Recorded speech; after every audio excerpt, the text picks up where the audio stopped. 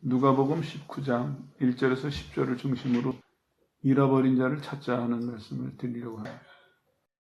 전도한다 그러면은 보통 교인들이 생각하기에 방법이나 결과를 많이 부담을 가져요. 어떻게 전도하지? 될까 안 될까? 그런데 실제로는 더 중요한 문제가 있습니다. 뭐냐면은 목적이에요. 왜 전도하냐? 목적이 분명한 사람은 전도를 계속할 수 있고 하면서 나아질 수가 있는데, 그러지 않은 사람은 전도를 계속할 수도 없고 나아질 수도 없게 되겠죠. 그래서 전도하는 걸 생각할 때 우리는 잘한다 못한다 혹은 전도를 많이 했다 적게 했다 이런 것을 생각하지 말고 왜 전도하느냐, 목적, 그걸 생각하면서 전도하는 사람들이 되어야 되겠습니다. 성경은 이렇게 답을 하고 있습니다. 전도하는 목적에 대해서 10절에 보니까 잃어버린 자를 찾는 것이 전도다 이렇게 말씀하고 있습니다. 좀 더 구체적으로 말씀드려보면 예수님이 이렇게 말씀하세요. 인자에 온 것은 잃어버린 자를 찾아 구원하려 함이니라. 이거를 정확하게 번역하면 이런 얘기입니다.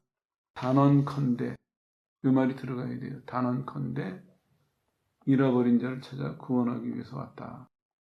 이게 예수님께서 보여주신 전도고 또 우리에게 명령하신 전도입니다. 그러니까 전도하는 사람들은 오늘서부터라도 전도에 대해서 하나님의 시각으로 바꿔야 돼요. 어떻게 바꾸냐면 전도는 하나님께서 잃어버린 자를 찾으실 때 그때 우리가 쓰임을 받는 것입니다. 그게 없으면 어떤 문제가 생겨나냐면 목표가 없으니까, 목적이 없으니까 우왕좌왕하고 길을 잃게 만들어요.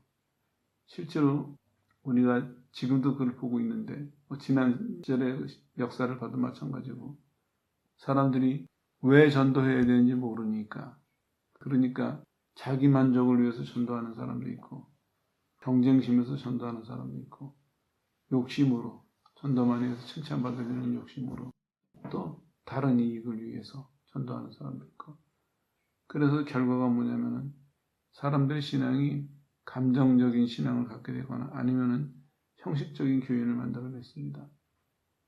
이게 문제예요. 만약에 우리가 정말 잃어버린 자를 찾아서 구원하려고 전도했다면은 우리에게는 찾은 자의 기쁨이 있을 것입니다. 성경 읽다가 궁금하지 않으셨어요? 죄인 하나가 돌아오면은 천국에서 의인 99보다 더 기뻐하신다. 그게 뭘까? 우리 전도하면서 그런 적이 있었나요? 그런 경험이 있나요? 정말 이 돌아온 자, 잃어버린 자를 찾는 기쁨이 이런 거구나. 그런 게 있어 봤나요?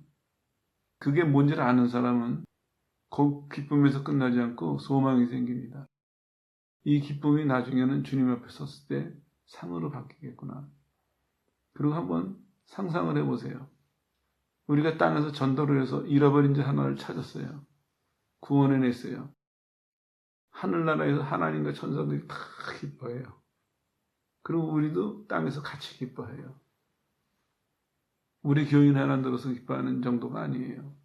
우리 편 하나 들었다는 정도가 아니라 하나님이 기뻐하시는 그 기쁨을 그대로 우리도 느끼고 그 기쁨에 참여하는 거예요. 그러니까 이 사람이 힘이 나겠습니까? 안 나겠습니까? 소망이 생기겠습니까? 안 생기겠습니까? 용기가 생기겠습니까? 안 생기겠습니까? 그러니까 인내하며 살 수 있는 것입니다. 소망을 가지고. 이 기쁨을 아는 사람은 전도하는데 시간이 걸려도 여러 가지 어려운 일이 있어도 다 견디면서 그 마지막 그 순간을 향해서 소망하면서 할 수 있는 것이에요. 근데 이제 우리가 오해가 좀 있는데 뭐냐면은 사람들은 전도를 강조하기 위해서 유명한 사람들의 이해를 많이 들어요. 예를 들면 뭐 빌리 그레함도 아니면은 조지 밀러, 이 친구를 위해서 20년을 기도하고 30년을 기도했다. 결국에는 죽기 전에 구원했다. 이러니까 그걸 듣는 사람들은 부담을 가져요. 20년, 30년 기도해야 되는구나. 근데 그 비결을 몰라서 그래요. 비결은 여기 있습니다. 그 사람들은 왜 전도해야 되는지 알았어요. 그리고 잃은 자를 찾는 기쁨을 알았어요. 그래서 자기 친구를 전도하는데 20년이 걸려도 하나도 지루하지가 않았던 거예요. 하나도 힘들지가 않았던 거예요. 근데 요 내막을 모르는 사람들은, 여러분, 그렇게 유명한 사람도 오랜 시간 동안 기도하고 친구를 결국엔 전도했습니다. 우리도 해야 되지 않겠습니까? 그럼 교인들이 틀린 말이 아니니까 해야지. 그러면서도 집이 돌아갈 때는 어깨다가 한 짐을 지고 가는 거예요. 그건 잘못 이해하고 잘못 전한 것입니다. 그거 아니에요. 하나님은 우리에게 전도를 명하시면서 동시에 어떤 선물을 주셨냐면 찾는 자의 기쁨을 주셨어요. 잃어버린 걸 찾을 때 그때의 기쁨. 그리고 또 하나 생각하고 넘어갈 것은 뭐냐면 돌아온 자의 생활이 있느냐 하는 것입니다. 이건 이제 다른 편에서 이 말씀을 드리는 건데, 우리들 삶 속에서 과연 잃어버렸다가 하나님이 찾으셔서 돌아온 자의 삶이 있느냐, 이것도 살펴봐야 돼요. 신앙이라는 것은 그냥 내가 입으로 동의한다고 되는 것이 아닙니다. 정말 동의했다면은 전도하는 사람에게는 찾는 자의 기쁨이 있는 것이고, 전도를 받은 사람에게는 돌아온 자의 생활이 있어야 됩니다. 그 증거가 되어야 돼요. 성경을 꼼꼼히 읽어보십시오. 예수 안 믿다가 돌아온 사람들에게는 다 공통적인 특징이 있었어요. 뭘 경험하고 뭘 보고 듣고가 아니에요. 공통적인 경험이 뭐냐면 돌아온 자의 삶이에요. 예를 들어 볼까요? 둘째 아들 아시죠? 우리가 보통 탕자의 비유라고 그러는데, 이 아들이 나갔다가 돌아올 때 어떻습니까? 달라졌어요. 그 아들이 돌아올 때는 달라진 모습으로, 달라진 태도로 돌아왔습니다. 물론 우리가 믿기로는 그 아들이 돌아와서 그 이후의 삶은 분명히 달라졌을 것입니다. 왜냐? 이 사람이 스스로 집 나갔다가 돌아오면서 뭔가 이 사람에게 변화가 있었거든요. 그게 삶에서 그대로 실천이 되었겠죠. 이거 깊이 생각해 봐야 될 문제입니다. 이게 성경이 말하는 전도입니다. 한편으로는 잃어버린 자를 찾는 기쁨, 다른 한편으로는 돌아온 자의 삶, 다시 말하면 찾아진 자의 삶. 우리는 하나님에게 찾아진 자거든요. 찾아진 자의 삶이 있어야 된다는 것입니다. 주제로 다시 돌아가죠. 오늘 잃어버린 자를 찾자는 말씀을 드리고 있는데, 그러면은 잃어버린 자를 찾는 방법은 뭘까? 첫 번째로는 분별해야 됩니다. 여기서 이제 조심스럽게 생각하고 넘어갈 것이 뭐냐면, 분명히 우리는 정해놨어요. 뭐냐? 잃어버린 자를 찾는 것입니다. 물론 이 잃어버린 자가 우리가 생각하는 것보다 숫자가 훨씬 많아요. 그러나 한 가지 또 중요한 사실은 다는 아닙니다. 이 세상을 살아가는 사람들이 다는 아니에요. 그러나 우리가 생각하는 것보다 훨씬 숫자는 많습니다. 이 두 가지는 늘 기억해야 됩니다. 왜냐하면 규정이 없을 때 무슨 일이 생겨나냐면 앞처럼 무분별한 전도를 하게 되는 거예요. 그래서 감정만 자극을 해요. 민족의 복음화 좋아요. 반대 안 해요. 근데 그분은 그런 사명을 받았을지 모르죠. 그러나 생각해보고 넘어갈 문제예요. 대한민국 민족이 다 믿을까요? 그건 아니에요. 그거를 말하는 사람도 듣는 사람도 구별하면서 들어야 돼요. 우리 민족이 다 구원받길 원하는 심정으로 합시다. 이런 얘기지 우리 민족이 다 구원받는다는 얘기 아닙니다. 마찬가지예요. 전 세계 복음화 말은 멋있어요. 그런데 주의할 것은 전 세계인이 다 믿는다는 얘기는 성경에 없습니다. 그 중에 일부가 믿는 것이지. 여기서도 마찬가지예요. 전도를 하려고 할 때 분별이 필요해요. 열심만 가지고는 안 돼요. 거창한 슬로건을 만들어 놓고 민족의 복음화와 세계 복음화를 위해서 눈물로 기도하고 땅을 치면서 기도하고 목숨 걸고 아무 지역이나 막 그냥 특공대처럼 가고 좋아요. 근데 이거 생각해야 돼요. 그게 함정이 뭔 줄 아세요? 하나님이 안 계셔요. 하나님. 오늘 요 얘기가 오늘 얘기 핵심일 수도 있습니다. 하나님이 안 계셔요. 얘기를 좀 확대하고 넘어가죠. 신앙생활도 마찬가지입니다. 지금 전도를 얘기하고 있는데 좀 넓게 생각하고 신앙생활도 마찬가지예요. 교인들이 성경 보고 기도하고 교회 열심히 나오고 해요. 근데 늘 깨어 있어야 될 부분이 있어요. 뭐냐? 이게 하나님에 의한 것이냐예요. 하나님하고 단절된 상태에서 사는 건 많아요. 그래서 설교하면서 매일 매 순간 나도 점검해요. 이게 하나님에 의한 것이냐? 하나님하고 단절된 상태에서 얼마든지 신학을 할 수 있고 설교할 수 있고 목회할 수도 있어요. 교인들도 마찬가지예요. 성경 보고 기도하고 교회 봉사를 하는데 중요한 건 하나님과 단절된 상태에서 할 수도 있습니다. 좀 심하게 말하면 하나님하고 상관없이 하는 사람들 많이 있습니다. 그건 어디서 나타나는 줄 아십니까? 열매에서 나타나요. 과정에서도 물론 나타나지만 열매에서 나타납니다. 하나님이 시작하시고 이루시는 일은 선하고 아름답습니다. 성경적인 표현을 한다면 덕을 세워요. 세상에서 얻을 수 없는 결과가 있다고요. 근데 우리는 많아지면 잘되면 아유 하나님이 하셨다 이래요. 근데 뭐가 없냐면은 하나님의 덕이 없어요. 하나님의 선하고 아름다움이 거기는 없어요. 그러니까 세상 사업하고 다를 바가 없는 거예요. 그래도 우리는 뭔가 되니까 뭔가 눈앞에 현실적으로 늘어나고 있으니까 뭔가 내세울 만한 게 있으니까 우리는 그거를 아주 목숨 걸고 붙들고 있는 거예요.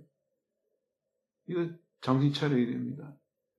하나님의 일은 숫자도 중요하지만 본질이 중요해요. 옳은 것이 늘어나야 귀한 것이지 옳지 않은 것이 많이 늘어나는 건 오히려 위험한 것일 수도 있거든요.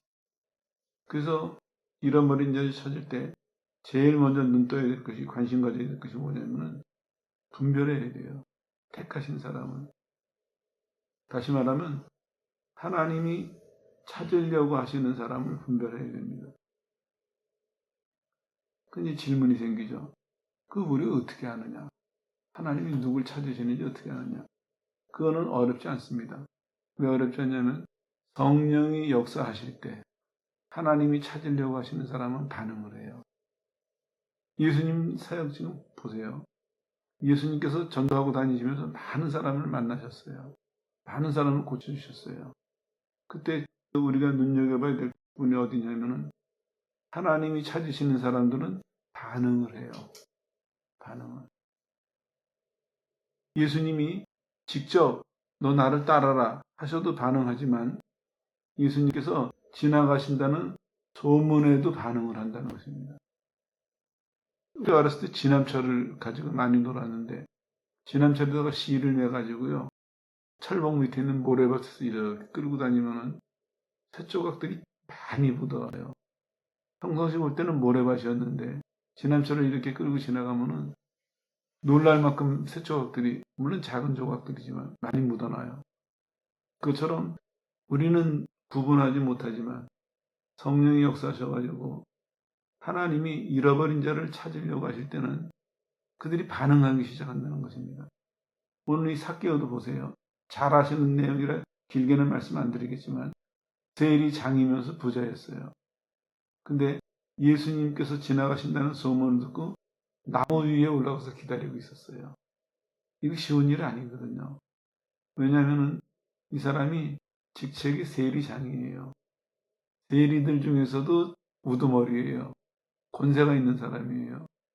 세리는 여러분들 아시죠? 설명을 많이 해서 대부분이 부자였어요. 그런 사람이 지금 나무 위에 올라가 있어요. 예수님이 지나가신다는 소문이 퍼지니까 사람들이 이제 예수님을 보기 위해서 길에 많이 나와 서 있었겠죠. 근데 왜 이게 어려운 일이냐 하면은 세리장이나 부자라는 신분이 어려운 일이고 또 하나는 사람들이 세리를 싫어했거든요. 그런 분위기에서 나무 위에 올라가 있으면 주목을 받을 거 아니에요. 자기도 스스로 자기 신분이나 직책 때문에 올라가기가 꺼려졌고 또 사람들이 자기를 대하는 그런 좋지 않은 반응들도 생각하고 이런저런 모양을 생각해 볼 때 이 사람이 나무 위에 올라가는 것은 일반인이 나무 위에 올라가는 것과는 차이가 있는 일이었습니다. 근데 올라가서 기다리고 있어요. 거기서 예수님 지나가시기를. 그리고 재미있는 것이 예수님이 가시다가 그 사람이 올라가 있는 나무쯤 오셔서는 내려와 하세요. 무슨 얘기예요? 올라가 있는 걸 아셨다는 거예요. 이런 해석이 가능해요. 예수님이 소문으로 삭개오를 불러내셨다. 가능한 얘기예요. 이 증거가 있잖아요. 삭개오가 나무에서 소리치지 않았어요. 예수님이 지나가시다가 마치 알고 오신 분처럼, 물론 알고 오셨겠죠. 그 나무 밑에 서서 하시는 말씀이 삭개오야 내려와라.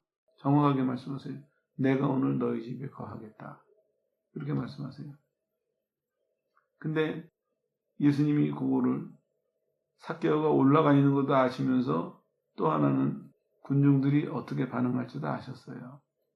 예수님께서 이렇게 말씀하시니까 7절에 보니까 군중들이 수군거리기 시작해요. 이렇게 번역하면 정확한 번역일 거예요.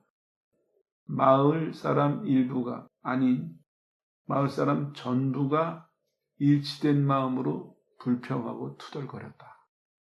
이렇게 번역하는 것이 더 이 장면을 정확하게 표현하는 것입니다. 그걸 아셨어요. 그럼에도 불구하고 예수님은 두 가지를 다 아신 거예요. 삭개오가 예수님을 보고 싶고 만나고 싶어하는 마음으로 올라가 있는 것과 예수님이 그를 불러내셨을 때 동네 사람들이 불평할 것을 아시면서도 어떻게 하십니까? 택하신 사람이기 때문에 삭개오야 내려와라 불러내신 것입니다. 그리고 너희 집에 거하겠다. 이것도 모험입니다. 왜냐하면 그때 당시 이스라엘 사람들의 정서로서는 죄인 취급받는 사람 집에 들어가서 자는 것은 그 사람도 똑같은 죄인이다. 이런 의미거든요. 다시 말하면 죄인의 친구가 되겠다는 말씀을 하시는 거예요. 내가 오늘 너네 집 가서 하룻밤 잘게 하시는 말씀은. 그런데도 예수님께서 어떻게 하셨습니까? 다른 사람들의 불평이나 다른 사람들의 의심이나 그런 거 아무 구애받지 않으시고 그 삭개오를 아는 척 하시고 불러내리시고 그 집에 가서 주무셨어요. 왜? 택하신 사람이기 때문에. 하나님이 찾으려고 하시는 잃어버린 사람이기 때문에. 그렇기 때문에 예수님께서는 그 사람을 만나서 구원하는 일에 있어서 어떠한 장애가 있어도 어떠한 어려움이 예상돼도 그런 거 다 개의치 않으시고 그거를 진행하시고 있습니다. 우리도 마찬가지예요. 앞서서도 말씀드렸죠. 어느 유명한 사람이 친구를 구원하기 위해서 20년을 기도하다 결국에 전도했다. 그거는 방법을 배워서는 못합니다. 유명한 사람이 했으니까 옳은 일일 거야. 따라 해보지. 며칠 갖다 못해요. 근데 할 수 있는 경우가 있어요. 뭐냐. 내가 분별할 수 있으면 하나님이 저 사람을 택하셨구나. 하나님이 저 사람을 찾고 계시는구나. 그거를 분별할 수 있다면은 20년 아니라 30년도 그 사람을 위해서 기도할 수 있고 지속적으로 전도할 수 있습니다. 이거 잘 구분해야 됩니다. 우리가 신앙이 자꾸 하나님 중심으로 하나님 편에 가서 서 있어야 될 이유가 바로 여기에 있습니다. 사람들은 우리 삶 속에서 보여지는 것을 자꾸 추구를 해요. 그러니까 자꾸 우리 편에서 이해를 하려고 그래요. 근데 그렇게 하다 보면 이제 어떤 일이 생겨나냐면은 아까 말씀드린 것처럼 겉보기는 다 신앙생활이에요. 근데 문제가 하나님하고 단절된 신앙생활이에요. 오늘 아침에 예배를 드리기 전에도 기도하면서 그 생각을 한참을 했어요. 우리 삶에서 정말 하나님하고 단절된 상태에서 다시 말하면 하나님하고 상관없이 행해지는 일들이 참 많이 있구나. 우리는 신앙생활 한다고 하는데 그런데 실제로 내막을 들여다보면 하나님하고 끊어진 상태에서 내가 하는 거예요. 내가 신앙생활은. 그러니까 겉만 신앙생활하는 것입니다. 형식적인 신앙생활이고 그거는 당연히 열매가 없게 되는 거고요. 자꾸 이 얘기가 돌아가는데 중요한 얘기니까 여러분들이 깊이 생각을 해보십시오. 내 신앙생활은 어떤가? 그 결과로 나타납니다. 두 번째로는 잃어버린 자를 찾을 때 끝까지 찾아야 됩니다. 본문을 보면 여러분도 이해하시죠? 예수님께서 예루살렘으로 이제 마지막 예루살렘 행을 가시는 거예요. 그러다가 지나는 길목에 들르세요. 물론 지나는 길목이에요. 지도상으로 보면은. 하지만 성경은 뭘 강조하냐면 우연히 지나간 것은 아니다 하는 얘기예요. 그래서 10절에 이 얘기의 맨 끝에 뭐가 있냐면 잃어버린 자를 찾으러 온 것이다. 요 얘기로 이 얘기가 끝납니다. 그리고 요 얘기는 그 앞에 소경 거지 바디메오 얘기랑 연결이 됩니다. 예수님께서는 예루살렘에 이제 십자가를 지고 죽으러 가시는 마지막 길에 여리고에 들으셔서 두 가지를 하세요. 뭐냐? 소경인 거지 바디메오의 눈을 뜨게 하시고 구원하세요. 그리고 또 하나는 세리장인 삭개오를 구원하세요. 우연히 지나치신 것이 아닙니다. 맨 마지막에 그렇게 결론을 내리시잖아요. 내가 온 것은 단언컨대 잃어버린 자를 찾으러 온 것이다. 그러고 보면은 이 예수님의 행로를 여리고를 거쳐서 예루살렘에 가셔야 되니까 그렇게 해석할 것이 아니라 여리고에도 잃어버린 자가 있기 때문에 끝까지 마지막 걸음까지 마지막 순간까지 시간을 내셔서 여리고를 들리시고 잃어버린 자를 찾으시고 그리고 하나님의 구원을 이루시는구나. 이렇게 이해하고 해석하는 것이 옳습니다. 우리도 마찬가지입니다. 잃어버린 자를 찾을 때 끝까지 찾아야 됩니다. 하나님께서 그만하실 때까지. 난 청년 시절에 이런 경험이 있었어요. 산에서 기도를 하는데 환상을 봤어요. 공중에 예수님이 오셨다는 거예요. 그래서 공중을 쳐다봤더니 예수님은 빛의 모습이라 정확한 형체가 안 보이죠. 그런데 흰 옷을 입은 무리가 들어가는데 내가 본 환상은 흰 옷을 입은 무리가 거의 맨 끄트머리 몇 사람만 서 있는 다 들어가고 예수님을 맞이하러 다 가고 몇 사람만 뒷모습을 봤어요. 그리고 그 순간 나는 큰일 났다 생각이 들었어요. 왜냐하면 아직까지도 세상에 사람들이 많은데 예수님은 오셨고 이 일을 어째요. 그래서 그 환상을 보는 순간 휙 뒤돌아가지고 산 밑으로 뛰어내려가기 시작을 했어요. 알리려고. 그러는데 가다가 보니까 드문드문 사람들이 산으로 올라오더라고요. 몇 사람 안 돼요, 근데. 빨리 올라가라고. 예수님 와 계시니까 빨리 올라가라고. 그 얘기를 하고 조금 더 내려가니까 앉아있는 사람도 있고 누워있는 사람도 있는데 그 사람 몇 사람은 안 돼요. 어떤 사람이 앉아있더라고요. 근데 내가 아니 지금 여기서 이러고 있을 시간이 아닌데 왜 이러고 있냐고. 빨리 일어나라고 손을 잡고 일으켰거든요. 근데 못 일어나요. 나 안 돼가지고 얼굴을 마주보고 이제 양손을 잡고 힘을 쓰는데 눈과 눈이 마주쳤죠. 못 일어나더라고. 얼마나 안타까웠는지. 이 사람을 일으켜야 되는데. 근데 오래된 얘기라 그게 정확하게 기억은 안 되는데 그 사람이 일어나려고 한 것 같긴 해요. 근데 못 일어나더라고요. 그래서 한참 씨름을 하다가 다른 사람들한테도 가야 되겠다 해서 그 사람 손을 놨어요. 그리고 조금 더 내려가니까 산 밑에쯤 도달했을 때 딱 길이 막히더라고요. 사단이 길을 막고 있더라고요. 근데 내 마음에 그때 드는 생각이 뭐냐면 이제 시간이 다 됐구나. 우리가 전할 수 있는 시간이 다 됐구나. 그런 마음이 들었어요. 그게 벌써 40년도 더 된 얘기인데 지금도 그 표정과 장면이 눈에 선해요. 못 일어나더라고요. 가끔 그런 생각을 하고 내가 생각을 하기도 하고 그 생각이 떠오르기도 해요. 얼마나 안타까웠는지. 그래서 전도를 놓고 뭐 남들만큼 열심히는 못하지만 늘 마음속에 그런 생각은 있어요. 못 일어나는 사람들. 혼자 많이 생각을 해봐요. 안 일어나려고 했을까? 못 일어나려고 했을까? 내가 능력이 부족해서 그럴까? 별의별 생각을 다 하고 살아요. 참 안타까웠어요. 지금도 그게 참 안타까워요. 마음의 짐이에요. 그때 내가 조금 더 기도를 했었으면 일으킬 수 있지 않았을까? 아무튼 끝까지 주님이 그만하실 때까지 끝까지 우리가 잃어버린 자를 찾는 데 노력해야 되겠습니다. 세 번째로는 성령의 역사로 찾아야 됩니다. 앞서서도 말씀드렸지만 예수님께서 소문을 통해서 삭개오의 마음을 움직이세요. 그리고 그를 불러내세요. 그래서 삭개오가 3절에 보니까 저가 예수께서 어떠한 사람인가 하여 보고자 하되 하는 얘기는 보기 위해서 계속 찾았다는 얘기입니다. 하나님이 성령으로 그 사람의 마음속에 역사하시니까 신분이나 지위나 체면이나 다 내던지고 예수님 찾아 나서기 시작한 거예요. 그러다 안 되니까 나무 꼭대기까지 올라간 것이죠. 이렇게 성령의 역사로 하나님이 그 사람을 이끌어내세요. 그 군중에 쌓여있는 예수님을 보기 위해서 달려가 봤는데 키가 작아서 안 보이니까 뽕나무 위까지 그냥 서슴없이 올라갑니다. 그랬을 때 앞서서 말씀드린 것처럼 나무에 있는 삭개오를 알아보시고 그의 이름을 부르시고 초청하지도 않았는데 너희 집에서 하룻밤 묵겠다 자진해서 결정하시죠. 자, 이것도 우리 삶에서 많이 경험하는 일이에요. 성경에도 나오죠.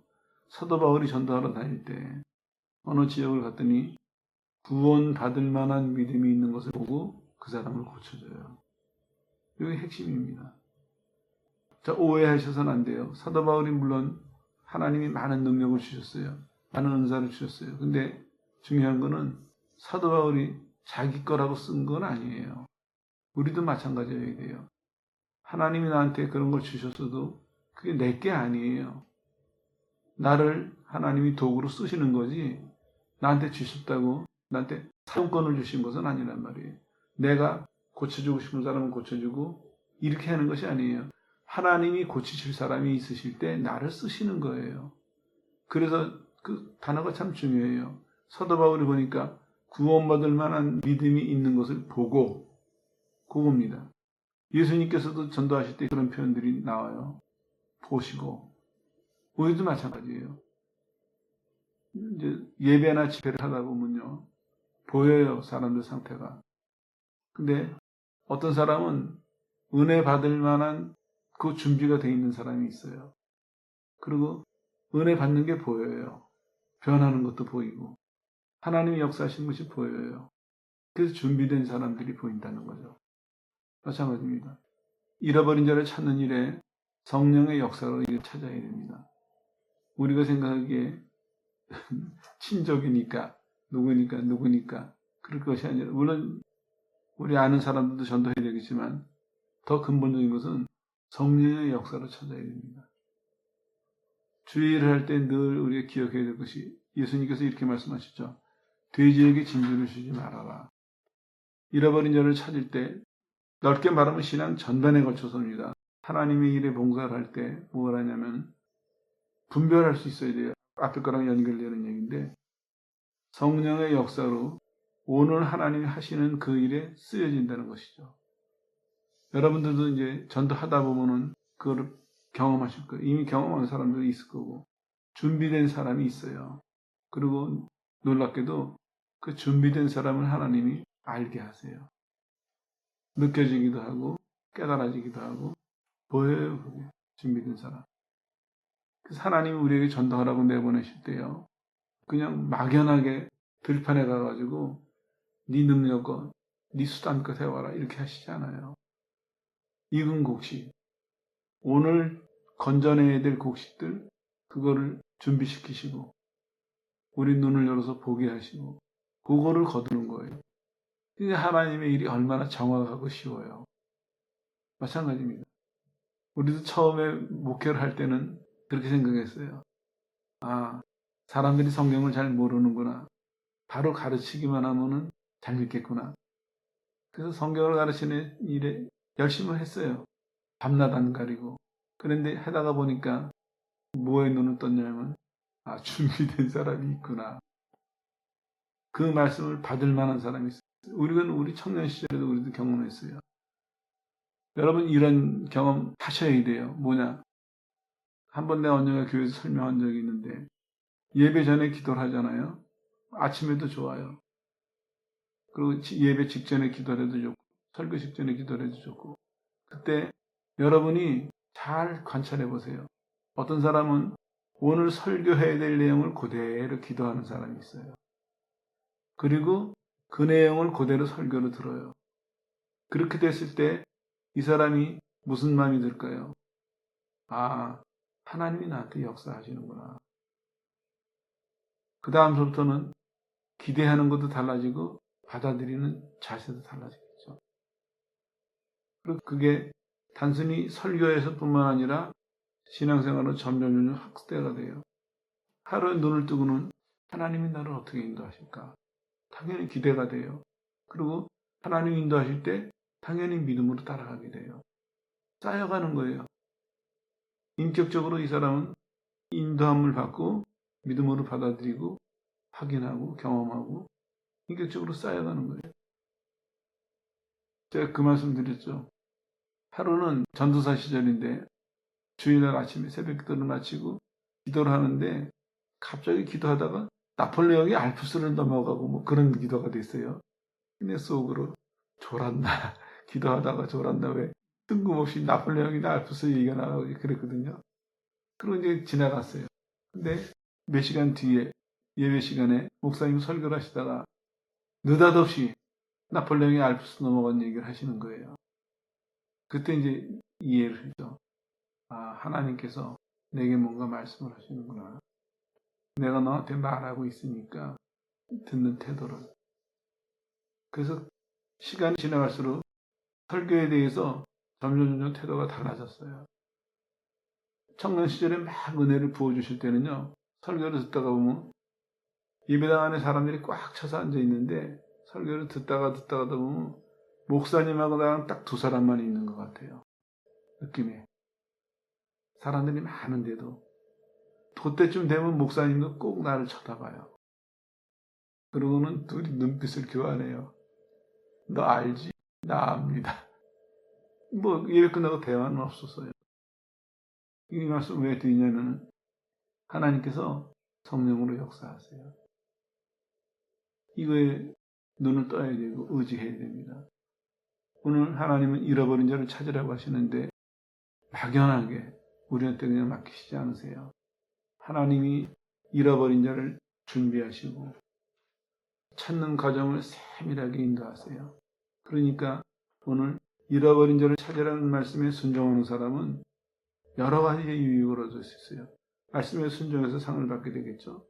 말씀에 순종하는 과정에서 하나님이 어떤 분이신지 또 깊이 알아가요. 아, 하나님은 정말 사랑하시는구나. 잃어버린 사람 한 사람을 위해서 끝까지. 이제 곧 십자가를 지셔야 돼요. 근데 그 마지막 순간까지도 아끼셔서 소경과 삭개를 구원하시는 그 모습을 봤을 때, 아, 이게 하나님의 사랑이고, 이게 하나님의 열심이구나. 깨닫게 되겠죠. 물론 구약에서도 반복되는 얘기예요. 하나님은 택하신 자를 버리지 않으신다. 증명이 되고 있잖아요. 예수님이 전도하시는 내내 이 사람들은 예루살렘에 3번 이상 왔다 가셨다고 말씀드렸죠. 그동안에 구원받지 못했어요. 그러나 결국에는 택하신 자이기 때문에 하나님 보시기에 잃어버린 자이기 때문에 결국에는 마지막 걸음이라도 꼭 들러서 마치 아는 집에 찾아오신 것처럼 그 사람 끝까지 구원해 주시는 하나님의 사랑과 열심과 온전하심 따라가면서 배우는 것입니다. 이렇게 이해하고 이렇게 경험한 것은 마음속에서 없어지지 않습니다. 그래서 인격적이라는 말씀을 드리는 거예요. 하나님을 지식으로 배운 사람은 하나님은 무소부지하시고 근데 별 힘이 없어요. 그러나 하나님 말씀을 따라가면서 아, 하나님이 성품이 이러시는 분이구나. 하나님이 이런 방법으로 일하시는구나. 하나님을 구체적으로 이해하고 경험한 사람은 지워지지 않습니다.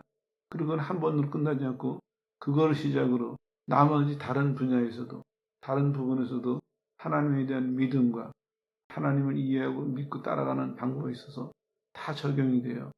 그래서 신앙과 인격과 삶이 덩어리가 됩니다. 이거 떼낼 수 없는 것입니다.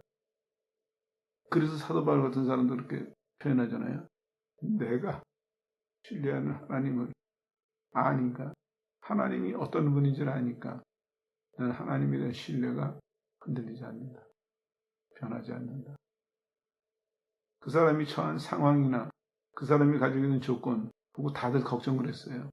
근데 전혀 흔들림 없이 아무런 거리낌 없이 나는 내가 신뢰하는 하나님이 어떤 분이신지 아니까 난 안 흔들린다. 그게 죽음을 앞두고 한 얘기예요. 감옥에서. 내가 신뢰하는 자를 내가 안다. 얼마나 멋있습니까? 하나님을 알 때 하나님이 어떤 분이시고 어떻게 하실 것을 알고 또 나는 어떻게 해야 될 것을 알게 되고 아무것도 두렵지 않은 거예요.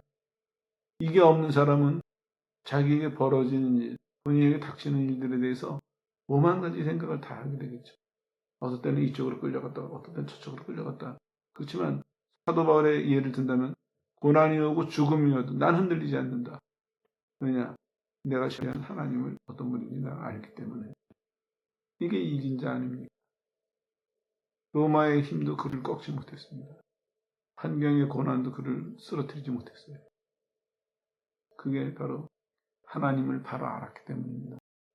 마찬가지입니다. 우리도 잃어버린 자를 찾아라 하시는 말씀을 따라 나섰을 때 하나님은 성령의 역사를 눈을 뜨게 해주세요.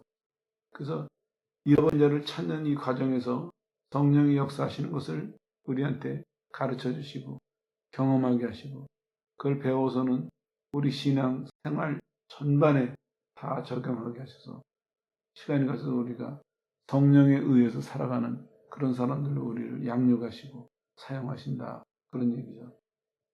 이렇게 성령의 역사하시니까 여러분들이 잘 아시는 것처럼 삭개오가 변화를 가져봅니다. 내가 소유의 전반을 구제하겠습니다. 만약에 남의 거 뺏은 것이 있다면 4배로 배상하겠습니다. 결심하고 실행을 해요. 아시는 얘기라고 생략하겠습니다. 그리고 예수님이 이제 매듭을 지으시죠. 오늘 이 집에 구원이 임했다. 이거는 번역이 조금 약하게 됐어요. 이렇게 번역해야 돼요. 오늘 구원이 이 집에 이르렀으니 이 사람도 아브라함의 자손입니다. 이거는 삭개와 그의 가족 모두가 구원받았다. 그런 의미입니다. 정리하겠습니다. 하나님께서는 잃어버린 자를 찾고 계십니다. 그리고 우리가 그 일에 쓰임받기를 원하고 계세요. 그거는 우리에게 주시는 또 하나의 축복입니다.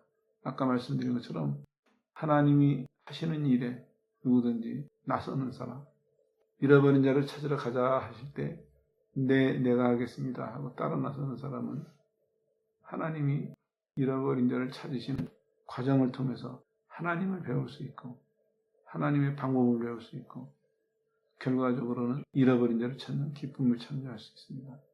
여러분 모두가 내가 왜 전도해야 되는지 이제 목적과 결과를 분명히 오늘 이 시간 다시 한번 생각하시고 그냥 막연히 전도하는 것이 아니라 지금까지는 막연히 전도했기 때문에 머뭇거리고 주저했다면 이제는 아니다. 나는 잃어버린 자를 찾아야 된다. 하나님의 잃어버린 자를 찾는 일에 관심을 가지고 기도도 하고 하나님께서 여러분에게 역사하실 때 즐거운 마음으로 순종하셔서 잃어버린 자를 찾는 하나님의 기쁨에 동참하는 성도들 되시기를 주 예수 이름으로 축원합니다.